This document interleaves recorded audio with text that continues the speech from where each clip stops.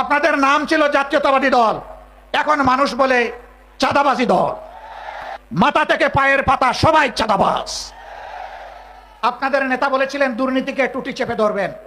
আপনারা ক্ষমতায় এসেই বললেন যদি সমঝোতার ভিত্তিতে কিছু নেওয়া হয় এটা চাঁদা হবে না। ধিক্কার জানাই, আজকে আপনাদের পরিচয় হয়েছে আপনাদের নাম ছিল জাতীয়তাবাদী দল, এখন মানুষ বলে চাঁদাবাজি দল।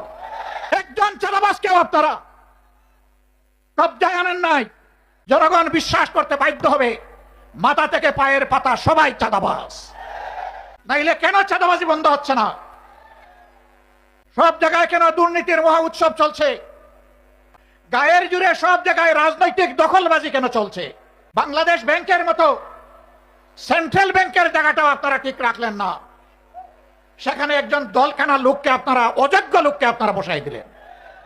বিভিন্ন পাবলিক বিশ্ববিদ্যালয়, একদিকে গিয়ে আপনারা বলবেন অতীতে রাজনৈতিক বিবেচনায় নিয়োগ দেওয়ার কারণে পাবলিক বিশ্ববিদ্যালয়গুলা মান রক্ষা করতে পারে নাই, বিশ্বমানে আসতে পারে নাই। আবার আপনারা দক্ষ বিসি, প্রবিসি, প্রক্টর, প্রভুষ সবাইকে সরিয়ে দিয়ে দলখানা লোকদেরকে সেখানে বসাবেন।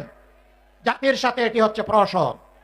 প্রশাসনে যদি নিবেদিত প্রাণ দেশপ্রেমিক দক্ষ যোগ্য মানুষদেরকে তালপট্টিতে খাল বিলে পাঠিয়ে দলখানাদেরকে যদি অযোগ্য জায়গায় বসানো হয়, মনে রাখবেন এর খেসারত শুধু জাতি দিবে না, এর আগে আপনাদেরকে দিতে হবে।